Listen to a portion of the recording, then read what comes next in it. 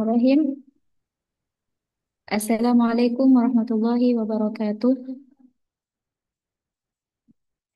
Alhamdulillah Rabbil Alamin. Wassalatu wassalamu ala asyrafil anbiya'i wal mursalin. Sayyidina Muhammad wa ala alihi wa sahbihi wa sallim. Amma ba'du. Eh, Pada hari ini kita akan melanjutkan perkuliahan kita Mazahib wa Manahijut Tafsir yang akan dipresentasikan kepada saudari Nahdia Nurul Islamiyah. Kepadanya dipersilakan dengan hormat. Baik, Bismillahirrahmanirrahim. Terima kasih kepada Ustadz dan moderator yang telah mempersilahkan. Eh, Sebelumnya saya izin share screen ya.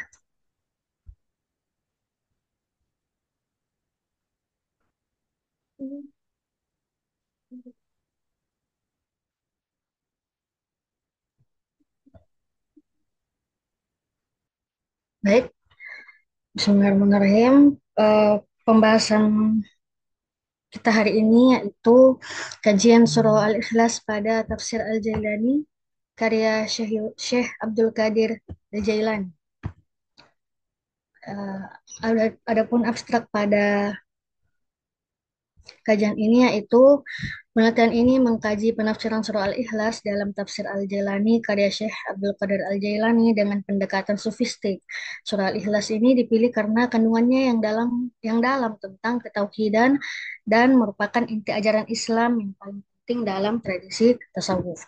Tujuan ini adalah untuk menganalisis bagaimana memahami cara Syekh Yusuf Abdul Qadir Jailani ini menafsirkan surah Al-Ikhlas dan bagaimana relevansi penafsiran Syekh Abdul Qadir Al-Jailani di era kontemporer. Adapun pendekatan yang digunakan dalam penelitian ini adalah kualitatif deskriptif. Penelitian ini mengandalkan tafsir Jailani sebagai sumber utama dengan literatur sekunder sebagai pendukung analisis. Adapun hasil penelitian menunjukkan bahwa tafsir Al-Jalani ini menekankan makna esoteris dari konsep ketauhidan yang terkandung dalam surah Al-Ikhlas, terutama sifat ahad pada Allah yang Maha Mutlak. Tafsir ini mengajak pembaca untuk beribadah hanya kepada Allah dan menjadikan sifat-sifat Allah menjadi sumber dari segalanya. Penelitian ini diharapkan dapat memperkaya wawasan tentang tafsir sofistik dan memberikan kontribusi pada pengembangan pemahaman spiritual dalam Islam.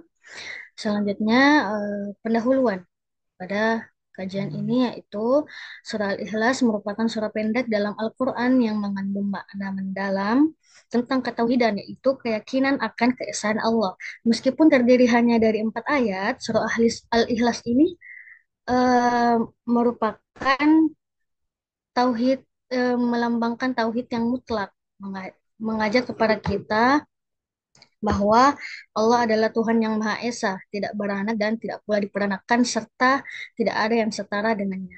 Syekh Abdul Qadir Al-Jailani ini merupakan salah satu tokoh terbesar dalam tasawuf. Beliau memiliki tafsir yang mendalam terhadap berbagai ayat Al-Quran, termasuk surah Al-Ikhlas yang ada pada tafsir Al-Jailani. Kajian terdahulu mengenai tafsir sofistik, khususnya tafsir Abdul Qadir Al-Jailani ini telah dilakukan oleh beberapa peneliti. Salah satunya adalah penelitian yang dilakukan oleh Himmatul Fuad yang mengkaji tentang penafsiran Syekh Abdul Qadir Al-Jailani terhadap surah Al-Fatihah di dalam tafsir Al-Jailani. Nah, pada penelitian ini menyimpulkan bahwa penafsiran Syekh Abdul Qadir terhadap Al-Quran ini dengan menggunakan metode tahlili dan corak sofistik syar'i, mengintegrasikan dimensi tauhid dan fikih, terutama melalui pemahaman dan penghayatan surah Al-Fatihah yang berperan penting dalam meningkatkan kualitas sholat, penguatan tauhid, dan perbaikan akhlak. Selanjutnya, pembahasan. Yang pertama, gambaran umum tentang surah Al-Ikhlas. Surah Al-Ikhlas ini merupakan surah ke-112 dalam Al-Quran yang terdiri dari 4 ayat. Nah, surah ini turun di Mekkah dan sangat dikenal karena pesannya yang menegaskan tentang keesaan Allah Subhanahu wa taala secara tegas dan murni. Surah Al-Ikhlas ini dianggap sebagai surah yang merangkum konsep tauhid dalam Islam, mengajarkan bahwa Allah itu Maha Esa, tidak memiliki sekutu, anak atau orang tua dan tidak ada yang setara dengannya. Ada beberapa riwayat tentang sebab turunnya surah ini dan dengan perincian yang berbeda-beda. Namun kesemuanya mengacu kepada munculnya permintaan kepada Nabi Muhammad SAW untuk menjelaskan apa atau bagaimana sebenarnya Tuhan yang disembahnya. Nah, pertanyaan ini timbul di kalangan kaum musyrikin dan kaum Yahudi tentang Tuhan yang disembah oleh Nabi Muhammad SAW. Bagaimana sifatnya, apa nisbahnya, apakah terbuat dari emas atau perak. Nah, kemudian demikian beberapa pertanyaan mereka ini menurut beragam pendapat mengenai sebab turunnya surah Al-Ikhlas untuk menjawab pertanyaan-pertanyaan itu. Selanjutnya, penafsiran surah Al-Ikhlas dalam tafsir Al-Jailani. Nah, dalam tafsir Al-Jalani ini, beliau menafsirkan surah Al-Ikhlas dengan pendekatan sofistik yang khas, yang menghubungkan aspek lahiriah dan batinnya dari ayat tersebut. Dengan demikian, penafsiran ini tidak hanya mengarah kepada pemahaman intelektual, tetapi juga mengajak kita untuk merasakan makna hakikat dari keesaan Allah Subhanahu wa taala dan kehidupan sehari-hari. Nah, adapun penafsiran terkait surah Al-Ikhlas dalam tafsir Al-Jalani ini seperti di slide selanjutnya. Nah, ini di paragraf pertama beliau menafsirkan bahwa beliau menjelaskan di kalangan yang disifati sebagai orang yang mengetahui tentang masalah ketuhanan atau ma'rifah ilahiyah, menyikap keesaan dan keindependenan Allah Subhanahu wa taala dalam wujud dan kewajiban zatinya, menyingkap ketidakbutuhan zatnya dari semua makhluk dan ciptaannya, dan menyingkap semua superioritasnya dari segala macam bentuk kebutuhan dan keperluan, sehingga dia terbebas dari yang namanya kemungkinan meminta kesempurnaan maupun mengalami kekurangan. Pasti mengetahui kalau zat yang Maha Esa itu terbatas dari segala macam pembatasan dan pensifatan yang digambarkan oleh orang-orang yang mensifati zatnya dengan semua sifat makhluk. Allah juga terbebas dari yang namanya memerlukan dan membutuhkan yang dapat menghasilkan beberapa kemungkinan. Paragraf selanjutnya, beliau menjelaskan bahwa karena itulah Allah Subhanahu wa taala menjelaskan zatnya dalam surah ini, dalam surah Al-Ikhlas, dan menggambarkan dirinya sesuai dengan pengetahuannya bagi hamba-hambanya. Setelah memberikan keberkahan, Allah Subhanahu wa taala berfirman, Bismillah, dengan menyebut nama Allah yang zatnya tidak dapat tersentuh sama sekali oleh pengetahuan makhluk dan ciptaannya. Ar-Rahman, yang Maha Pengasih kepada mereka dengan menggambarkan zatnya pada mereka. Ar-Rahim, lagi Maha Penyayang. Allah menjelaskan kepada orang-orang khusus dari hambanya dengan memberi petunjuk kepada mereka untuk menuju rahasia-rahasia ma'rifat dan keesaannya. Nah, berikut eh, lafaz dari Quran surah Al-Fatihah. Bismillahirrahmanirrahim. Qul huwallahu ahad, Allahus samad, lam yalid wa lam yulad wa lam yakul lahu kufuwan ahad. Yang artinya, katakanlah Nabi Muhammad, dialah Allah yang Maha Esa, Allah tempat meminta segala sesuatu, dia tidak beranak dan tidak pula diperanakkan, serta tidak ada sesuatu pun yang setara dengannya. Nah, Syekh Abdul Qadir Al-Jailani menafsirkan pada ayat pertama, yaitu Qul huwallahu ahad. Qul, katakanlah, wahai Rasul yang paling sempurna, kepada orang yang bertanya kepadamu, gambarkanlah kepada kami tentang Rabbmu yang membuatmu mengajak kepada kami untuk mengimani dan menyembahnya. Huwallahu ahad. Katakanlah bahwa Allah adalah yang Maha Esa. Maksudnya, dialah zat yang mensifati dengan sifat uluhiyah di alam gaib maupun alam nyata, yang maha tinggi dari keduanya sesuai dengan zatnya yang disifati dengan sifat uluhiyah dan rububiyah, yang mencakup semua syarat kesempurnaan sesuai dengan nama-nama dan sifat-sifat yang sempurna yang tersimpan dalam zat yang disifati dengan sifat keesaan dan terbebas dari keberbilangan, yang memiliki kebebasan mutlak dalam wujud, kehidupan kekuatan yang tetap berada dalam kekekalan yang abadi, di mana kekekalan dan keabadiannya ini tidak bisa diukur sama sekali dengan berbagai macam timbangan dan takaran, serta tidak tercakup oleh berbagai macam pengaturan dan takdir. Di ayat kedua, Allahus Somad, Allah sebagaimana mungkin Allah menjadi objek takdir, sedang dia adalah Allah Samad, Allah yang bergantung kepada segala sesuatu.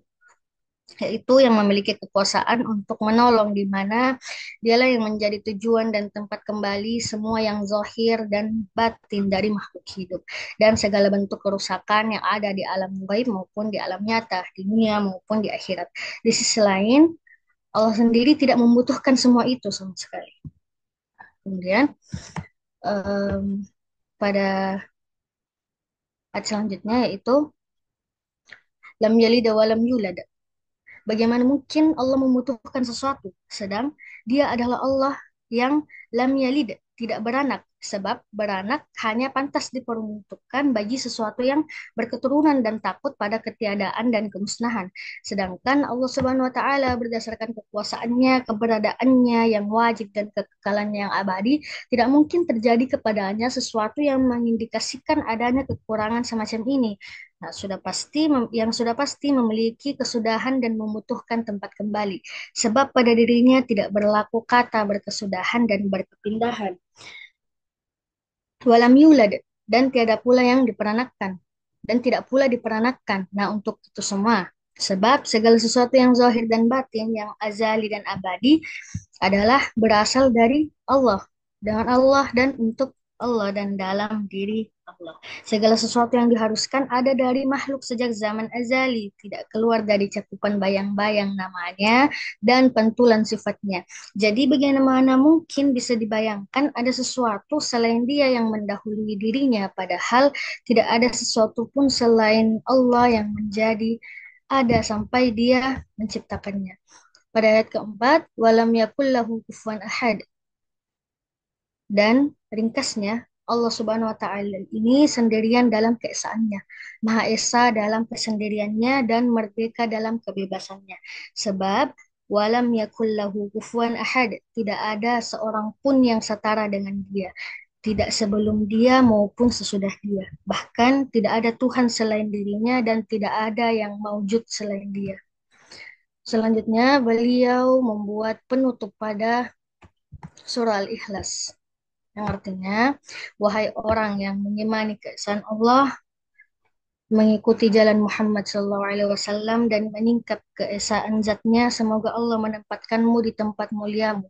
Kamu harus mengalihkan tali kendali tujuan dan cita-citamu setelah disingkapkan keesaan zatnya dan kesempurnaan nama serta sifatnya kepadamu, mengarah kepada karunia dan kenikmatan darinya yang berlimpah, sesuai dengan kelembutan nama-namanya yang baik dan sifat-sifatnya yang agung, dan menyaksikan berbagai pengaruh kekuatannya yang membuat bingung semua akal dan pikiran.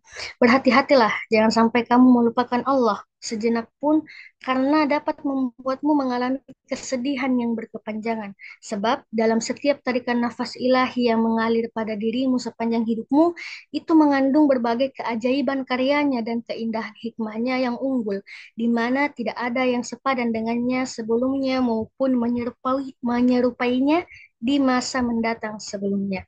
Kamu harus bisa memanfaatkan kesempatan dan membuka diri untuk menerima anugerah Allah. Namun, jangan sampai anugerah itu malah memalingkan darinya. Semoga Allah menjadikan anugerahnya dan merindukan hembusan nafas ruh dan kenyamanan darinya dengan karunia dan kedermawanannya.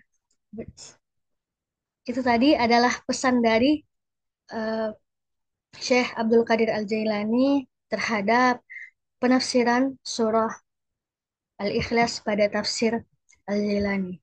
Adapun relevansi penafsiran Syekh Abdul Qadir Al-Jailani ini di era kontemporer, yaitu di era kontemporer ini tantangan hidup yang semakin kompleks termasuk permasalahan psikologis dan spiritual yang menjadikan ajaran beliau ini sangat relevan dalam masyarakat modern yang cenderung lebih mementingkan urusan duniawi dan mudah teralihkan oleh berbagai hal sehingga mereka lupa bahwa tujuan hidup di dunia itu adalah untuk mengejar akhirat, bukan hanya dunia saja, sehingga banyak individu yang merasa terasing dan kehilangan makna hidup karena mereka lebih mementingkan urusan dunia yang mana sifatnya bergantung kepada manusia. Padahal Allah lah yang bisa mengurus semua masalah dalam kehidupannya, tapi manusia lupa akan hal itu.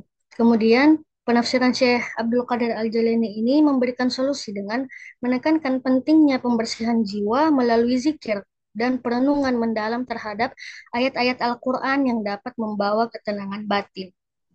Zikir yang ditekankan oleh beliau ini bukan hanya sebagai ritual, tetapi sebagai sarana untuk mengingat Allah secara terus-menerus dan mendalam, sehingga hati menjadi tenang dan bebas dari kecemasan duniawi dalam konteks ini. Nah, penafsiran beliau ini dapat menjadi alternatif bagi umat Islam yang mencari kedamaian batin di tengah dunia yang serba cepat dan penuh tekanan. Oke, selanjutnya kesimpulan yaitu surah Al-Ikhlas adalah inti ajaran tauhid Islam, menegaskan bahwa Allah itu Maha Esa tanpa sekutu, anak atau setara. Menurut Syekh Abdul Qadir Al-Jailani ini, tafsirannya tidak hanya memahami keesaan Allah secara intelektual, tapi juga merasakannya secara spiritual. Allah adalah satu-satunya tempat bergantung sempurna dalam segala hal dan pengetahuan ini memperkuat iman serta mencegah penyimpangan. Di era modern, tafsir ini relevan untuk mengatasi tekanan hidup yang berpusat pada duniawi. Syaikhul Qadir menekankan pentingnya zikir dan merenungi Al-Quran untuk ketenangan hati dan makna hidup. Ajaran beliau tentang kesabaran, kasih sayang, dan pengendalian diri juga menjadi panduan penting dalam menghadapi tantangan hidup dan menjaga hubungan baik dengan sesama. Sekian presentasi kali ini.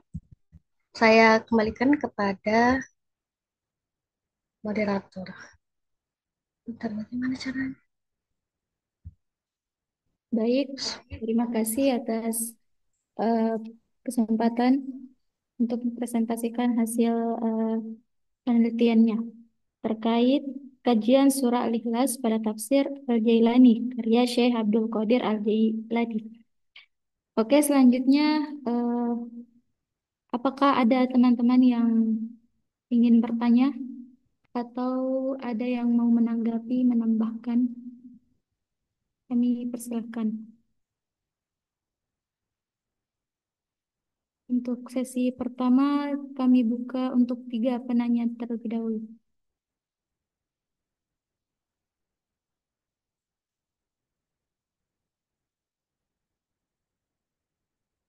Bagaimana teman-teman?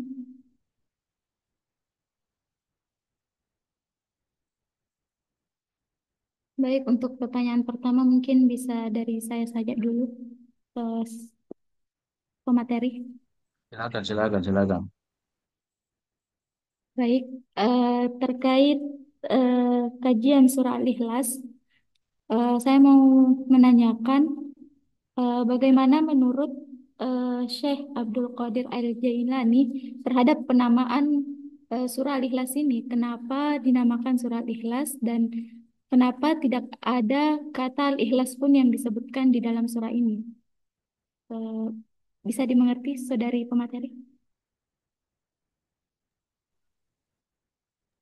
Eh, bisa diulang, tapi Baik, eh, bagaimana pendapat menurut Syekh Abdul Qadir Al-Jailani pada tafsir surah Al-Ikhlas ini atas penamaannya sebagai surah Al-Ikhlas? Bagaimana kenapa tidak ada kata Al-Ikhlas pun yang disebutkan di dalam surat tersebut sebagaimana namanya Al-Ikhlas seperti itu.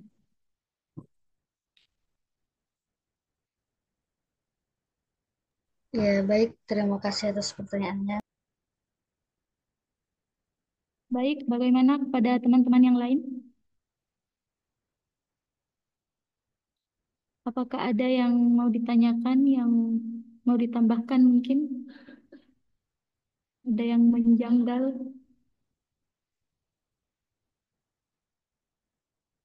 Izin bertanya, moderator. Baik, silakan Saudari Siti Nurduha. Pertanyaan saya terkait artikel pemateri hari ini adalah bagaimana konsep ahad atau keesaan Allah dalam penafsiran tafsir Al-Jailani berbeda dengan pemahaman tauhid pada umumnya.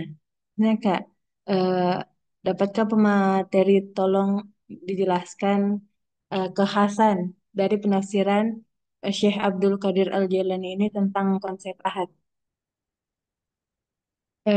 Dan pertanyaan kedua saya, kan saat ini banyak muncul dan meditasi atau bahkan aplikasi yang digunakan untuk meditasi yang menjanjikan ketenangan batin. Nah, bagaimana kita memandang fenomena ini dari perspektif tafsir sufistik karya Syekh Abdul Qadir Al-Jailani terkait terutama dengan kaitannya dengan konsep as-samad yaitu Allah sebagai satu-satunya tempat bergantung. Jadi, ya, bagaimana meditasi ini dilihat dari perspektif tafsir Al-Jailani, terutama pada konsep as-samadnya yaitu Allah satu-satunya tempat bergantung. Mungkin begitu moderator saya kembalikan. Baik, terima kasih. Bagaimana pemateri? Apakah sudah dipahami pertanyaan dari Saudari Siti Farduha? Ya, insya Allah dapat dipahami. Baik. Bagaimana pada teman-teman yang lain? Izin moderator. Baik, silakan Saudara Ray Safruddin. Baik, terima kasih atas kesempatannya. Pertanyaan saya kepada pemateri dalam konteks mazhabut tafsir wa manahiju, apakah pendekatan sufistik yang digunakan oleh Syekh Abdul Qadir Al-Jailani dalam menafsirkan Quran Surah Al-Ikhlas dapat digolongkan sebagai corak atau metode atau mungkin pendekatan tafsir? Mohon penjelasannya, pemateri. Terima kasih. Saya kembalikan kepada moderator. Baik, terima kasih. Bagaimana Saudari Nahdia? Maaf tadi bisa dikatakan sebagai apa tadi metode, corak, Iya, ya pendekatan menurut atau atau pendekatan tafsir menurut Syekh Abdul Qadir Al-Jailani. Kalau pendekatan sufistik yang digunakan itu masuk kepada corak, metode atau pendekatan tafsir.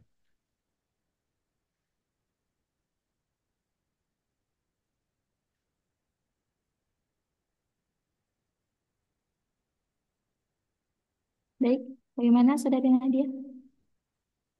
ya dapat dipahami. Oke, selanjutnya mungkin kami cukupkan dulu untuk 3 pertanyaan di awal. Selanjutnya, sebelum kita beri kesempatan kepada pemateri untuk menjawab dari pertanyaan-pertanyaan tadi, eh, kita alangkah baiknya kita bersolawat terlebih dahulu agar lebih berkahnya perkuliahan kita pada pagi hari ini. Tadi Saya, tadi berdoa aja moderator. Lupa ya. Berdoa apa tidak? Tadi. oh tidak Ustaz. Tidak juga ya. Ya sekaligus ini ya yang bersalawat mereka memimpin doa. Ya. Saya persilahkan kepada Ustadz Saudara Raisa Safruddin untuk memimpin salawat sekaligus berdoa sebelum pemateri menjawab pertanyaan dari pertanyaan tadi. Baik, disilahkan. Baik, terima kasih atas kesempatannya. Mari kita sama-sama bersolawat pada baginda Rasulullah SAW. Kemudian setelah itu kita sama-sama berdoa. Solawatnya seperti biasa, Darul Islah. Bismillahirrahmanirrahim. Salatullah, salamullah ala Taha Rasulillah. Salatullah, salamullah ala Yasin Habibillah.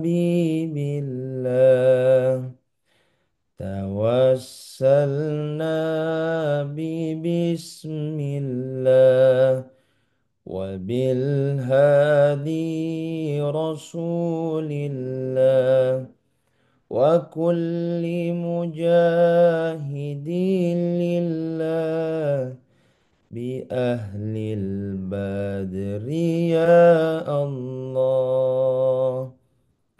صلاة الله سلام الله على طه رسول الله صلاة الله سلام الله على ياسين حبيب الله توسلنا ببسم الله وبالهادي رسول الله وكل مجاهد لله بأهل البدر يا الله. بسم الله الرحمن الرحيم. Alhamdulillahi Rabbil Alamin. Allahumma salli wa sallim wa barik ala Sayyidina Muhammad wa ala alihi wa sahbihi ajma'in. Allahumma ilman nafi'an, rizqan tayyiban wa amalan mutaqabbala. Rabbana zidna ilman warzuqna fahman. Amin ya Rabbal Alamin. Sekian, terima kasih. Saya kembalikan kepada moderator. Baik, terima kasih atas kesempatan salawat dan pembacaan doanya.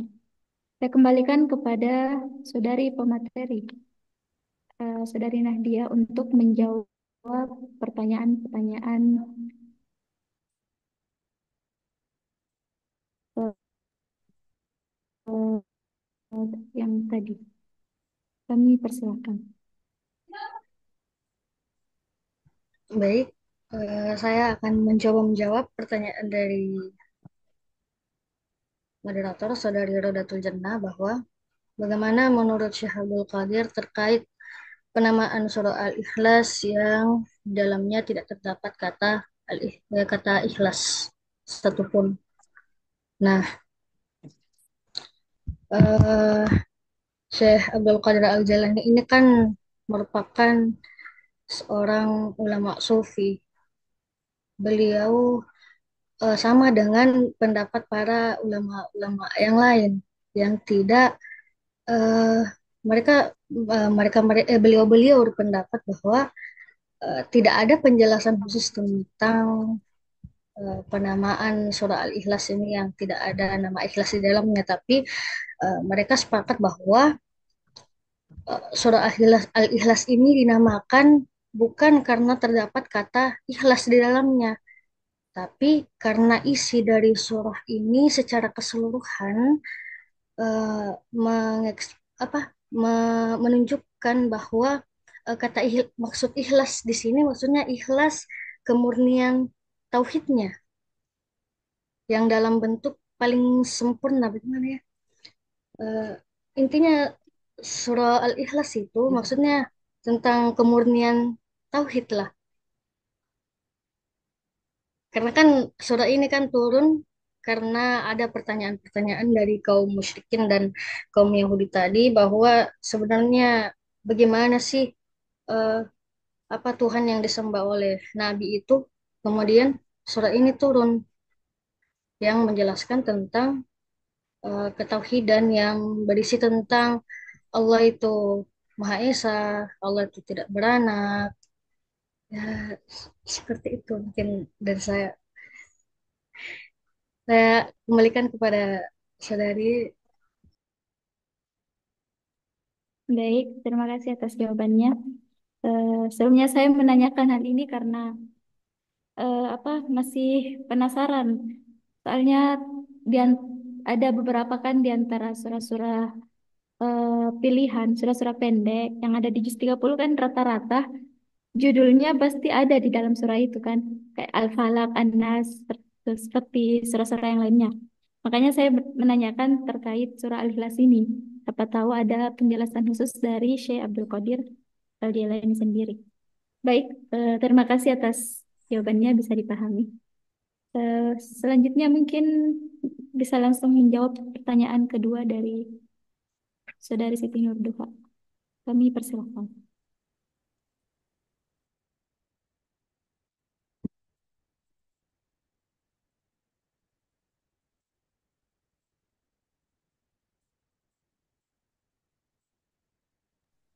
Baik, saya akan mencoba menjawab pertanyaan dari Saudari Siti Nurbaya.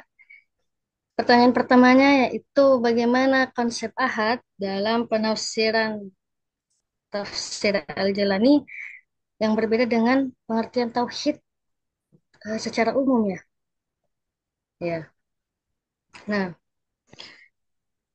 dalam memahami istilah ahad bukan hanya sekedar tentang keesaan Allah dalam pengertian teologis, tetapi juga membawa makna yang lebih dalam terkait dengan sifat-sifat ilahi dan kesatuan eksistensinya.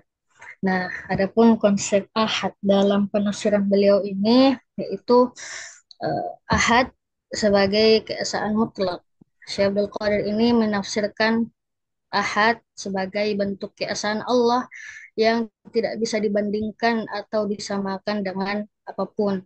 Ini berarti bahwa Allah itu tunggal dalam segala aspeknya, baik dari zat, sifat, maupun perbuatannya. Tidak ada yang serupa dengan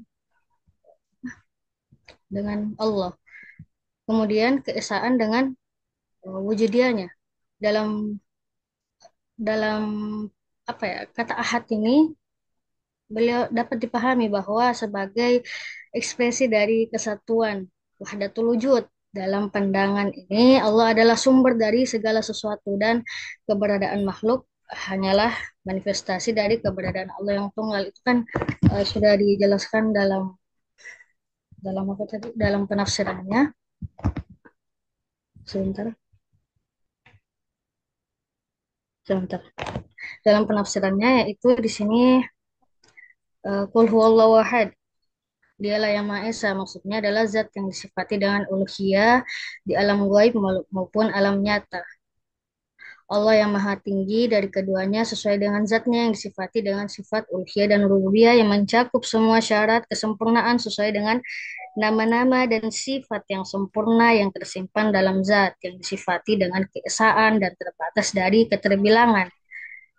Nah, ini kesemuanya ini tidak bisa diukur sama sekali dengan berbagai macam timbangan dan takaran serta tidak tercakup oleh berbagai pengaturan dan takdir. Intinya, intinya kalau menurut apa ya, para sufi itu mengatakan bahwa ahad itu, tauhid itu keesaan Allah yang tidak dapat disamakan oleh siapapun, baik itu zatnya, sifatnya. Ada yang mengatakan, karena kan ada yang mengatakan bahwa sifat Allah itu sama dengan sifatnya manusia. Nah, padahal sifat Allah itu berbeda dengan sifat manusia. Ada juga yang menyamakan keadaan Allah bahwa Allah itu memiliki tangan. Padahal Allah itu berbeda dengan yang lainnya, berbeda apa ya? Tidak ada kesamaan dengan manusia. Seperti itu. Mungkin itu untuk jawaban pertama, apa? Untuk pertanyaan pertama, untuk pertanyaan kedua bisa tolong saudari untuk diulang, saya lupa.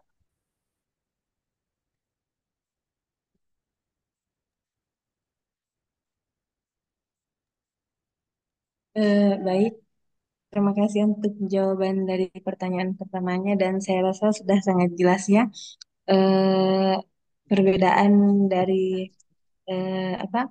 Perbedaan dari makna konsep ahad menurut Syekh Abdul Qadir Al-Jailani. Kemudian untuk pertanyaan kedua saya, kan sekarang banyak eh, kegiatan atau aplikasi meditasi yang tujuannya itu untuk ketenangan batin, untuk mendapatkan ketenangan batin. Nah, bagaimana eh, kalau misalnya kita memandang hal ini dari perspektif tafsir sofistik, terutama pada konsep as-samad, itu Allah sebagai satu-satunya tempat bergantung. Mungkin begitu pertanyaan saya, apakah sudah bisa dipahami? Bagaimana Saudari Nahdia?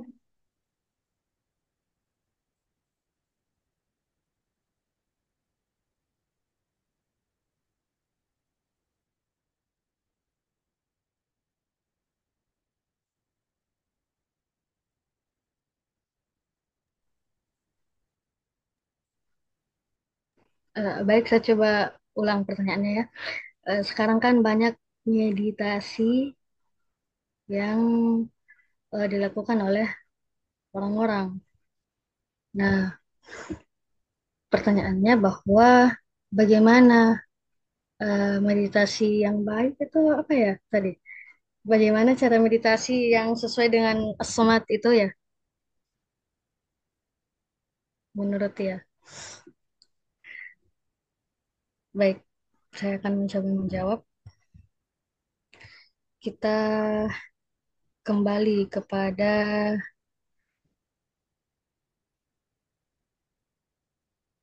penafsiran beliau dulu. Allahus Samad. Beliau menafsirkan bahwa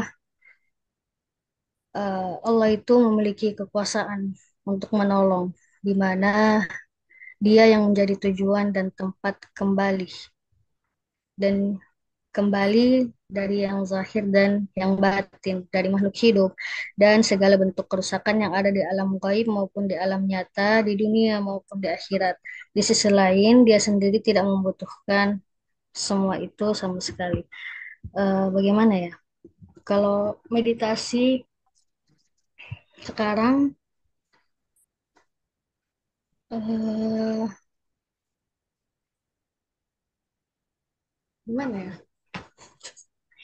Saya masih apa ya, belum bisa menjawab karena saya belum apa ya, belum mengetahui secara keseluruhan. Tapi eh, menurut saya meditasi yang, tapi bukan yang secara asomat dia mungkin bisa keluar dari itu. Meditasi yang dilakukan oleh di zaman sekarang itu memang banyak sekali ya, dan ada mungkin beberapa yang benar, ada yang salah, atau mungkin tidak untuk keduanya. Tapi ketika kita ingin melakukan hal tersebut, pastilah ada seorang mursyid yang lebih tahu agar ia bisa menuntun kita bahwa hal ini yang harus kita lakukan, ini yang tidak, sesuai dengan ilmu yang mereka peroleh. Tapi sebelum itu kita harus apa ya, mencari tahu bahwa apakah apakah hal tersebut masuk akal dan sesuai dengan ajaran Al-Quran atau tidak, karena banyak sekarang itu kayak anu meditasi-meditasi begitu yang tidak sesuai dengan ajaran Al-Quran, karena malah mereka menganggap bahwa ketika ia melakukan hal tersebut yang kayak memberitahu kepada orang bahwa kamu harus begini begini begini begini untuk beribadah kepada Allah, itu kamu harus begini begini begini, itu kan mereka pasti akan merasa bahwa dirinya lah yang lebih eh, baik dari, kayak ya, mereka menyamakan dirinya dengan nabi lah. Ada tuh biasa berita-berita begitu. Nah, tapi kita kan sebagai mahasiswa pelajar, pasti kita sudah mempelajari hal-hal yang mana baik, mana tidak. Nah, disitulah kita bisa melihat bagaimana hal yang orang-orang yang benar-benar tahu dan mana yang tidak, karena pasti ada hal-hal yang menjanggal dari ajarannya itu. Nah, kalau dirasa ajarannya itu sudah menjanggal ya tinggalkan. Kita juga tidak boleh terlalu terlalu apa ya, terlalu bergantung kepada ajaran yang dibawakan oleh orang tersebut, karena ya kita juga sebenarnya harus mencari tahu hal yang benar itu seperti apa, agar kita tidak tidak apa ya, tidak hanya ikut-ikutan dan eh, manut-manut saja dengan perkataannya orang lain, apalagi masalah tentang beribadah kepada Allah Subhanahu wa taala. Seperti itu. Terima kasih. Saya kembalikan kepada saudari penanya, apakah sudah dimengerti dan sudah diterima? Baik, terima kasih atas jawabannya. Saya rasa eh, mungkin gitu saja. Enggak apa-apa. Terima kasih. Baik, kalau sudah dipahami, saya kembalikan kepada saudari pemateri kembali. untuk menjawab pertanyaan selanjutnya.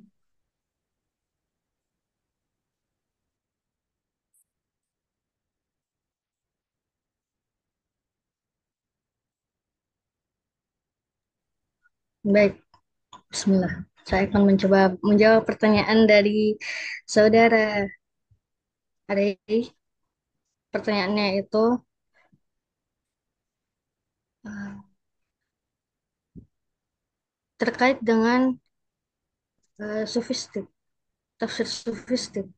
Apakah dia termasuk ke dalam corak pendekatan atau metode dalam penafsiran? Apakah seperti itu pertanyaannya, saudara? Iya, benar. Menurut Syekh Abdul Qadir Al-Jailani ya, memposisikan sufistik itu ke dalam corak atau metode atau pendekatan. Baik,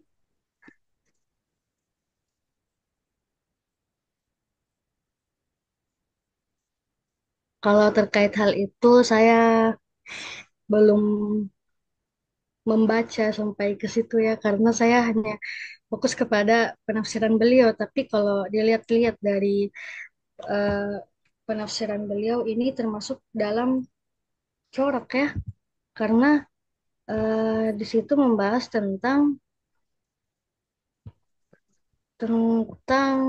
makna zahir, makna zahirnya Allah, yaitu Allah adalah yang Maha Esa. Maksudnya kayak corak, corak itu kan kayak gaya, gaya dan warna dalam penafsiran yang dipakai oleh mufassir. Bagaimana ya? Kalau terkait bagaimana pendapat beliau dalam mengkategorikan hal ini, saya belum membaca sampai ke situ, jadi saya kurang saya kurang tahu tentang hal itu. Gitu. Tapi kalau dalam penafsirannya ini termasuk kepada corak, karena dilihat-lihat kan kalau kita membaca tafsirannya itu kebanyakan tentang eh, apa ya, penafsiran seorang sufi yang apa ya, yang tafsirannya itu membahas tentang ini makna lahiriah batiniah pada Allah Subhanahu wa taala, berbeda dengan tafsir-tafsir yang lain yang hanya yang kait yang kaitannya hanya membahas tentang, ya, kalau misalnya ahad berarti ahad secara umum. Kalau kalau sufistik kan mereka akan menjelaskan bahwa ahad itu begini-begini. Kemudian akan, dan penafsiran beliau juga ini, beliau itu kan setiap selesai menafsirkan surah ada ininya, kayak misalnya itu tadi kan penutup dari surah Al-Ikhlas. Nah, di situ isinya di bawah beliau bukan kayak ini memberi nasihat kepada para pembaca atau mengajak kepada pembaca untuk lebih dekat kepada Allah. Jadi penutupnya itu adalah nasihat-nasihatnya beliau, begitu, dari surah-surah itu. Mungkin seperti itu, saya kembalikan kepada saudara.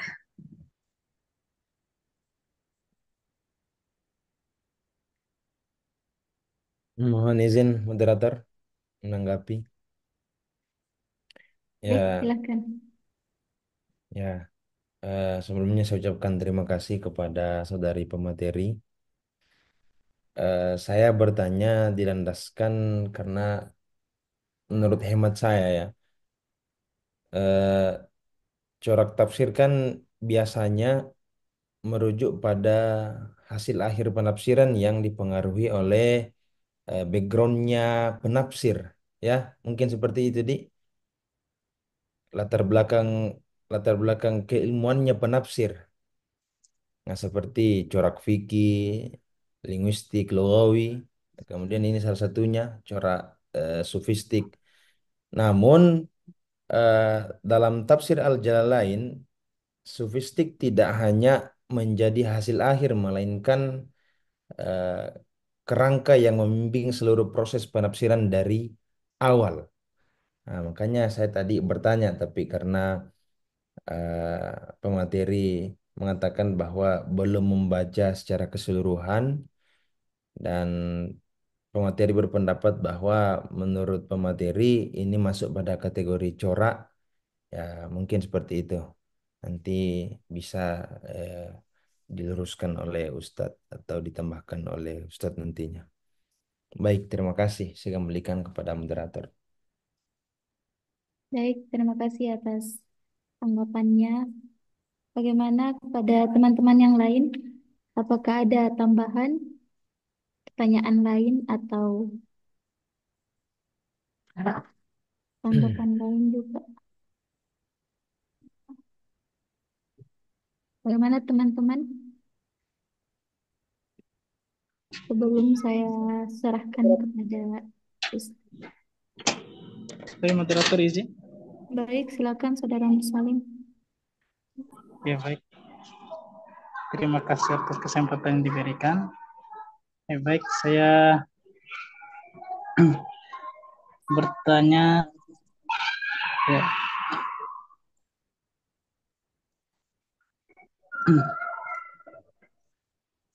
ya baik, seperti yang kita tahu bersama bahwa Syekh Qadir, Syekh Abdul Qadir Jailani adalah ulama tasawuf yang dikenal dengan keimanannya. Jadi yang saya ingin tanyakan adalah bagaimana pandangan Syekh Abdul Qadir Al-Jailani membantu membentuk masyarakat yang lebih inklusif dan toleran di era pluralisme sekarang ini. Ya. Baik, saya kembalikan ke moderator.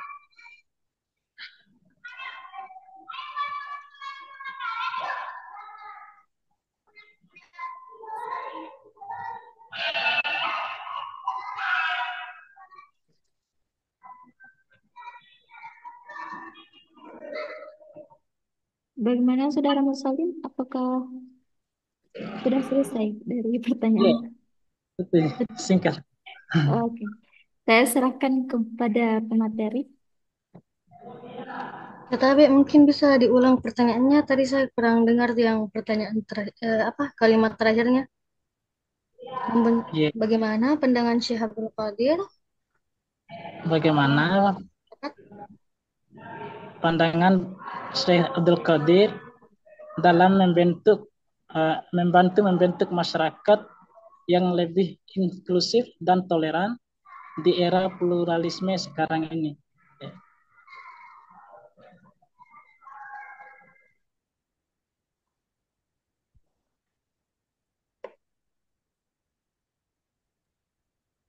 Bagaimana Saudari pemateri?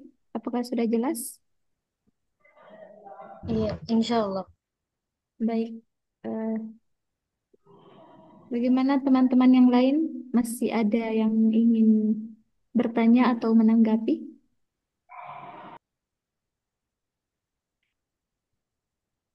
Izin moderator bertanya. Oh baik, Saudari Hardianti kami persilahkan.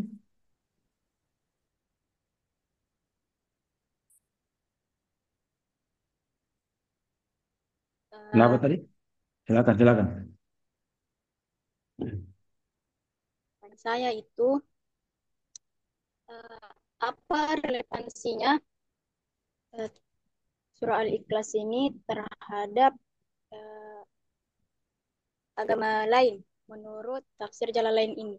Seperti pada konsep Trinitas pada Kristen itu. Mungkin itu saja. Kembalikan kepada moderator. Baik, bagaimana Saudari pemateri? Apakah sudah dimengerti? Tapi mungkin bisa diulang konsep konsep apa tadi penanya? Jadi pertanyaan saya itu apa relevansinya surah Al-Ikhlas ini dalam menolak beberapa konsep di beberapa apa konsep keesaan di agama lain seperti contohnya itu konsep Trinitas dalam agama Kristen yang dimana Tuhan mereka itu memang satu tetapi memiliki zat yang berbeda seperti ada dikatakan Allah sebagai Bapa, Allah sebagai anak, dan ada juga yang dikatakan sebagai Roh Kudus. Seperti itu. Jadi bagaimana surah Al-Ikhlas ini dalam tafsir Jalalain itu menyikapi atau menolak konsep-konsep seperti itu. Bagaimana saudari pemateri? Baik, insya Allah. Terima kasih. Oke. Selanjutnya, apakah masih ada teman-teman yang ingin bertanya? Mungkin bisa satu lagi kalau ada. Tapi kalau sudah tidak ada, saya kembalikan kepada saudari pemateri untuk menjawab pertanyaan selanjutnya. Baik, dipersilakan. Baik, Bismillah. Saya akan mencoba menjawab pertanyaan dari saudara Mursalin. Kurang lebih pertanyaannya kurang lebih seperti bagaimana pandangan Syekh Abdul Qadir membantu membentuk masyarakat yang lebih inklusif dan toleran di era modern sekarang. Ya, di dalam makalah kan, dalam makalah, dalam apa ya, dalam dalam kajian yang sudah dibahas tadi, di situ eh, terdapat penjelasan tentang bagaimana ajaran Syekh Abdul Qadir Al-Jailani ini di era kontemporer yang yang mana era sekarang itu masyarakatnya lebih mementingkan duniawi daripada akhirat. Nah, dan kita dapat eh, apalah kembali ke penafsiran beliau lagi, memahami bahwa dalam setiap ayatnya itu kan beliau memberi nasihat-nasihat di akhir akhir surah, kayak yang seperti tadi penutup pada surah Al-Ikhlas. Nah, di dalamnya itu kan terdapat nasihat beliau yang mengatakan bahwa berhati-hatilah, jangan sampai kamu melupakan Allah sejenak pun, karena dapat membuatmu mengalami kesedihan yang berkepanjangan. Sebab dalam setiap tarikan nafas ilahi yang mengalir pada dirimu sepanjang hidupmu itu mengandung berbagai keajaibannya. Nah, kemudian beliau menjelaskan lagi bahwa kamu harus memanfaatkan kesempatan, kesempatan hidup maksudnya, dan membuka diri untuk menerima anugerah Allah. Namun jangan sampai anugerah itu malah memalingkanmu dari Allah. Nah, di situ kita dapat pahami bahwa pada tafsiran Syekh Abdul Qadir ini apa ya, memiliki banyak ajaran-ajaran yang dapat kita terapkan dalam kehidupan ini. Nah, kemudian beliau juga ini eh, mengajak kita untuk lebih menyadari bagaimana hakikat hidup dan tujuannya. Ya, seperti itu. Mungkin saudara, saudara saya kembalikan kepada moderator. Bagaimana saudara Mursalin? Apakah ingin menanggapi jawaban dari saudari Nahdia?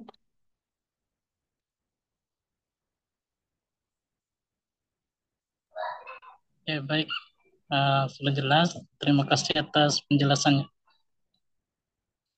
Saya kembalikan ke moderator. Baik, terima kasih. Mungkin ada teman-teman yang ingin menanggapi juga.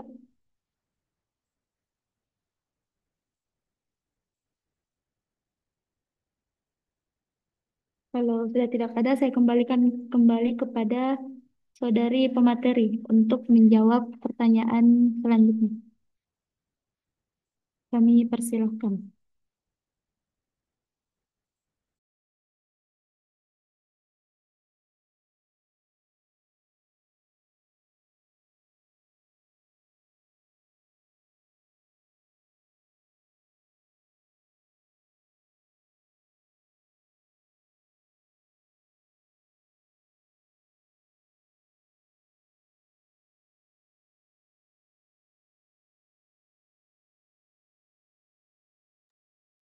Baik, pertanyaan selanjutnya yaitu dari saudari Siti Hardianti Rukmana, yang mana pertanyaannya adalah bahwa bagaimana tafsir Al-Jailani ini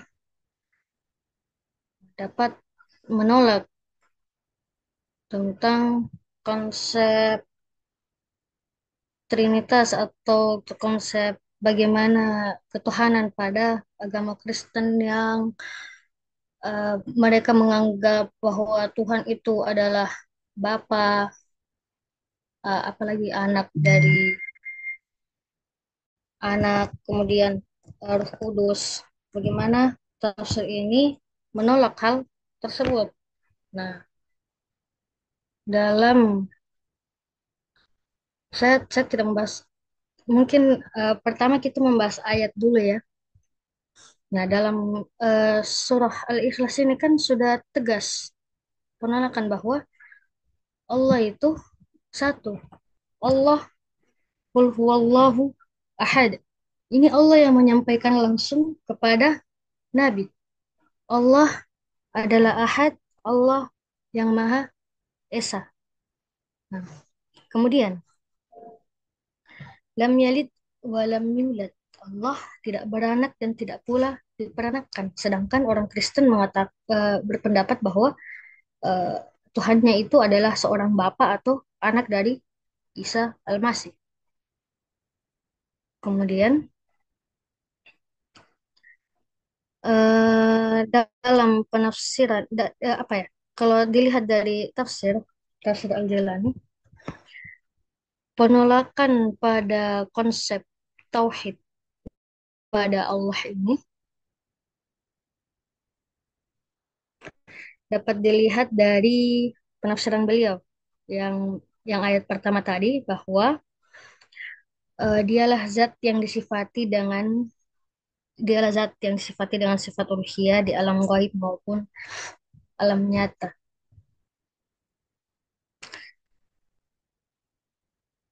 Kalau berbicara tentang zat di sini, kalau zat itu beda dengan sifat. Kalau zat itu zat hanya Allah saja yang miliki. Jadi itu sudah apa ya namanya? Sudah hmm, terlenceng dari pendapat agama Kristen yang menganggap bahwa eh, Tuhan itu sama dengan Bapa, yang mana Bapa atau yang diperanakan itu adalah sifat manusia. Sedangkan Allah itu tidak beranak dan tidak pula diperanakan. Berarti disitulah titik zatnya Allah yang tidak mempunyai kesamaan dan hanya Allah saja yang punya.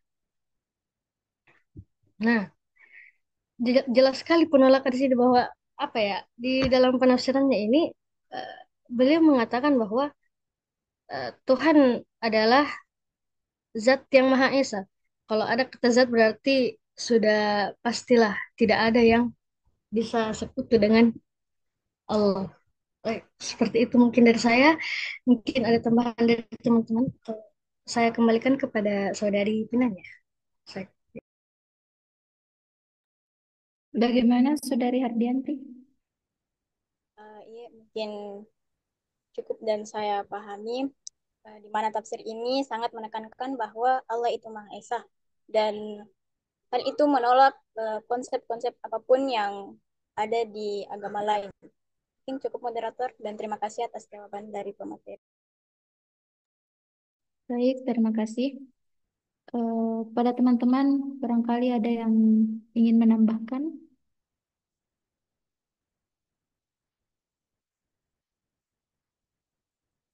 Kalau sudah tidak ada, saya serahkan kepada Ustadz selaku dosen pengampu kita pada pagi hari ini.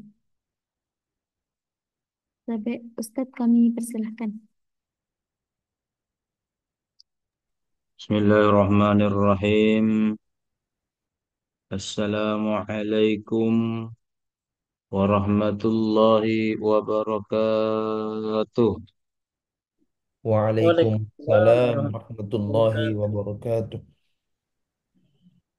الحمد لله رب العالمين، والصلاة والسلام على أشرف الأنبياء والمرسلين، سيدنا وحبيبنا محمد وعلى آله وصحبه أجمعين.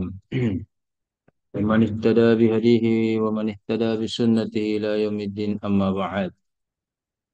Alhamdulillah, segala puji bagi Allah Subhanahu wa Ta'ala. Salawat dan salam kepada Nabi Muhammad sallallahu alaihi wasallam. Allahumma sholli wa sallim wa barik alaihi. Oke, Allahumma shalli wa sallim wa barik. oke. Sebelumnya saya ingin tanya dulu kepada narsum kita hari ini, apakah Anda memiliki kitab asli, cetakan atau PDF dari kitab ini? Nah, jawab dulu. Karena saya lihat tidak ada di anunya, di makalah, artikelnya, teks Arabnya. Ataukah melihat terjemahan atau kitab asli atau bagaimana? Nah, ya. Dijawab dulu sebentar ini, baru kita masuk. Ya, Nah, gimana ya, pemateri? tadi Ustadz, saya punya kitab PDF Ustadz. Oh, kitab PDF ya. Oke, oke, oke. Bisa ditampilkan PDF-nya.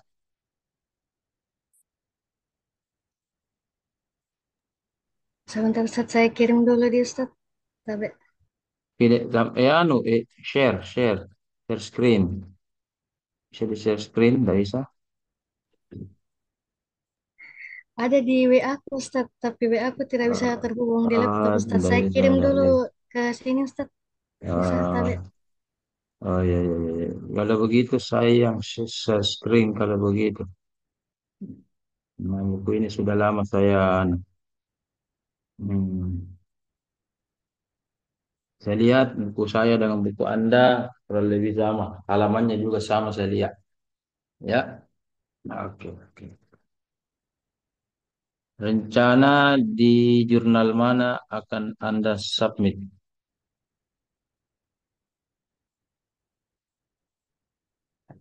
Rencana di Al-Bayan jurnal Ustadz. Al-Bayan. Di Bandung. Bandung ya, Al-Bayan. Di Bandung ya itu, Al-Bayan. Kalau di mana itu Al-Bayan? Di Bandung, bukan? Di mana itu Al-Bayannya? Halo. Sebentar Ustadz, aku lupa Oh, Ustadz. lupa ya nanti. Oke, lupa. Oke, oke. Oke, kita lanjut. Oh iya, di Eh, Bandung Ustadz, tapi ya, di Bandung kan? Itu lumayan itu, Sinta 2 itu ya. Sinta 2. Butuh proses. Nah, kalau saya alhamdulillah ada tulisan saya di Albayan. Sinta 2 itu memang butuh proses berapa bulan, berapa lama, dan cukup lumayan dibayar itu ya, kalau di sana. Oke, kita aja kalau mau di situ, tapi ingat pertimbangan kita mau dapat nilai, mau selesai, ini baru makalah atau baru perkuliahan, belum tesis ya, belum tesis. Pertimbangan juga makin cepat, yang penting bersinta karena sisa pertemuan akan datang saja bersama saya lagi di kelas. Setelah itu Prof. Ahmad, maka saya warning kepada teman-teman, siap-siap pasti itu pertemuan pertama sudah ditagih, sudah ditagih, ya, sudah ditagih. Minta tolong Amdar nanti ditulis semua judul-judulnya lengkap, ya, judul-judulnya lengkap, bahkan di jurnal mana, supaya nanti saya bisa baca, walaupun pertemuan ke-9 bukan sama saya, tapi saya bisa menilai. Tapi kalau tidak ada Anda sampaikan judulnya, dari judul saja saya tidak bisa nilai. Jadi bagaimana saya berikan apa ya, kesempurnaan nilai ya, kalau kalau kurang itu. Nah, ya. Makanya saya minta ditulis kalau bisa hari Senin untuk anunya ya. Oke. Yang sudah tampil kemarin, apakah sudah submit atau belum? Bagaimana kemarin Duha dengan apa Masita sudah submit atau belum? Belum, Hmm? Ustaz. Belum. Belum juga. Oh iya, ini itu Natagi Kiprop itu ya. Nah, kalau saya dalam perkuliahan itu evaluasi saya adalah melihat keaktifan, kerajinan, melihat substansi, diskusi dan seterusnya. Tapi kalau Prof itu poin pertama adalah itu publikasi tak ya. Tidak bisa kita apa. Kalau saya biar dan publikasi tidak apa-apa. Kalau saya ya, tapi tidak apa ya. Tapi beda saling melengkapi kita nilai tak ya. Karena dibagi dua itu nilai. Iya. Walaupun saya kasih dapat A, tapi ada dosen yang lain tidak. Misalkan saya kasih dapat A, dosen yang lain kasih C, di C, B itu didapat dibagi dua. Ya, A tambah C dibagi dua sama dengan B dan seterusnya. Oleh karena itu saya minta agak serius dulu publikasi supaya enak nanti dihadapi sama Prof Ahmad. Ya, kalau tidak kita tonji itu. Ya itu sama saya. Eh, dalam latar belakang yang baik, dalam latar belakang yang baik itu biasanya disampaikan alasannya. Dia sampaikan alasannya. Nah, coba misalkan ini. Ya, Ustazah Nahdiyah, saya belum mendapatkan apa ya alasannya ya. Kenapa surah Al-Ikhlas tiba-tiba diambil? Ada 114 surah. Kenapa langsung tiba-tiba surah Al-Ikhlas? Ya, saya belum ada alasannya sih, tapi saya mau yang jelas ini. Apa kira-kira Nahdiyah? Ini harus disampaikan di dalam latar belakang. Seperti juga kemarin-kemarin itu. Nah, coba kita lihat latar belakangnya Nahdiyah. Silakan Nadia. Coba disampaikan apa alasan paling utamanya itu. Ah, ini kan, ini kan yang kita buat surah Al-Ikhlas merupakan surah pendek. Nah, jadi kenapa nih? Kalau pendek masih ada Al-Kautsar lebih pendek, ya Bang? Ah, kenapa kira-kira ini? Syekh Abdul Qadir Al-Jailani, tokoh besar tasawuf. Banyak juga tokoh besar tasawuf yang lain. Abu Yazid Al-Bustani, Al-Khallaj, Junaid Al-Baghdadi, ya kan? Kenapa alasan utama Anda surah Al-Ikhlas? Nah dia, silakan. Baik, Ustaz. Alasan Hmm. saya mengambil surah Al-Ikhlas karena saya merasa bahwa surah Al-Ikhlas ini merupakan apa ya lambang dari ketauhidan yang apa ya yang kalau yang apa ya lebih lebih bagus kalau secara ulama sufistik yang menjelaskan hal tersebut, Ustaz. Yang baru-baru yang Anda sampaikan tidak ada ya di dalam latar belakang Anda atau pendahuluan Anda tertulis ya. Eh, Tidak ada, Ustaz. Sebenarnya agak menarik kalau Anda bilang begitu. Menarik agak begitu.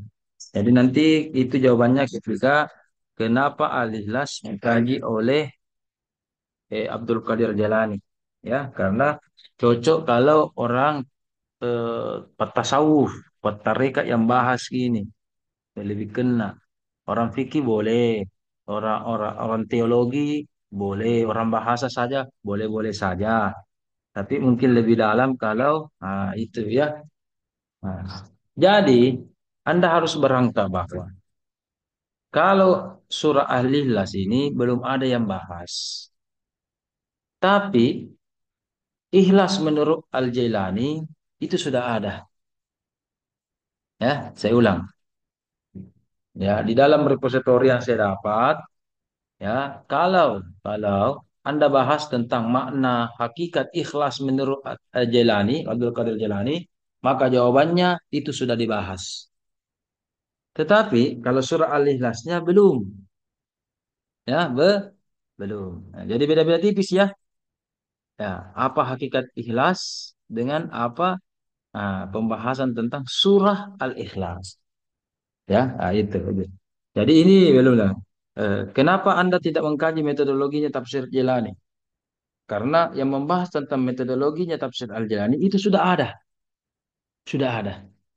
ya, di Tulung Agung itu sudah ada yang bahas itu tentang metodologinya tafsir Jalani. Nah, Anda ambil celah,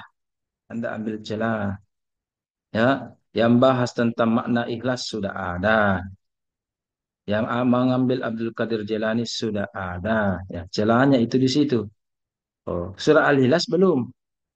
Nah, surah-surah ini belum. Tetapi di antara 114 surah, yang paling menarik yang bisa dibahas dalam artikel kan kalau Al-Baqarah mungkin ada juga nilai tasawufnya Al-Baqarah. Tapi kalau artikel yang cuma 5-10 halaman, sayang, ya kan? Ya kan? Al-Ikhlas enak 4 ayat, kemudian dibuat artikel 10 halaman, ya masuk akal. Tapi Al-Baqarah, ya kan, hampir 300 ayat, mau buat artikel 10 lembar, tidak kena, ya kan? Ah, maka harus itu di antara surah-surah yang pendek yang ada Al-Kautsar, ada Al-Asr juga 3 ayat, Al-Kautsar 3 ayat, bahkan Al-Ikhlas ini 4 ayat. Anda pilih ini, keistimewaannya begini, begini, bla bla bla, dan seterusnya dan seterusnya. Kenapa Jailani? Nah, di sini ada kitab-kitabnya apa. Junaid Al-Baghdadi juga terkemuka, tetapi tafsir Junaid Al-Baghdadi itu belum ditemukan secara jelas seperti ini, ya. Nah, itu, ya. Oke. Kalau untuk saran tesis, oke, Anda bisa mengambil tafsir ini, tapi ambil bagus dia tentang tema, ya, tema. Misalkan tadi contoh itu, ikhlas dalam tafsir Abdul Qadir Jalani, berarti ada temanya, ya, temanya, temanya. Nah, boleh Anda surah yang panjang-panjang, boleh, misalkan Yasin atau apa dan sebagainya. Tetapi lebih menarik itu kalau ada temanya, temanya. Tema-tema tema-tema yang berkaitan dengan tasawuf. Ada zuhud, ada tawakal, ya kan? Apalagi ada syukur, ada sabar, dan sebagainya dan ada alasan, ya, ada alasan. Salah satu alasannya misalkan kenapa diambil ini tema, ada hal baru. Kenapa diambil ikhlas menurut Jalani? Ada hal baru. Oh, ternyata kalau menurut yang lain ikhlas itu begini-begini, tetapi kalau menurut Jalani yang membedakan definisinya ini loh. Ada distingsinya. Nah, itu ya. Nah, jadi itu. Jadi silahkan pilih nanti kalau mau kita sista, ya, tema-tema tertentu dengan sebuah alasan, ya, yang erat kaitannya dengan tasawuf. Nah, tentu nanti pembimbing dan penguji tak juga yang memiliki karya atau yang memiliki latar belakang juga tarekat. Nah, tarekat. Begitu. Kalau ini dia ini dua ji. Kalau bukan saya pembimbing tak, saya penguji tak. Kalau tentang tarekat diambil. Itu ya. Dan seterusnya dan seterusnya. Oleh karena itu, saya minta bisa dikembangkan ini, dipelajari ini baik-baik. Bahkan keaslian kitab ini itu pro kontra ulama. Apakah Syekh Abdul Qadir Jailani yang menulis langsung atau muridnya yang mengumpulkan, dan seterusnya dan seterusnya. Itu nanti bagian dari metodologi tafsir. Oh, saya lupa ya. Tidak ada kumpulan pertanyaan di sini ya. Ini aku catat semua tadi kumpulan pertanyaan. Siapa tahu masih ada yang kumpulan pertanyaan tadi. Oke. Kemudian sambil menunggu tadi kumpulan pertanyaan, kita akan jawab satu persatu, kita sisir. Eh, untuk mengkaji tafsir tasawuf, besok-besok Anda mengkaji tafsir ilmi, tafsir fikih dan sebagainya. Saya berikan satu tips yang pertama. Dalami dulu istilah dan ilmu-ilmu itu. Anda mau mengkaji tafsir tasawuf, harus tahu dulu istilah-istilahnya. Ya, Anda mau kaji tafsir ilmi, baca buku-buku kimia, buku-buku fisika, dan seterusnya. Ya, oke. Fikih, pedalami.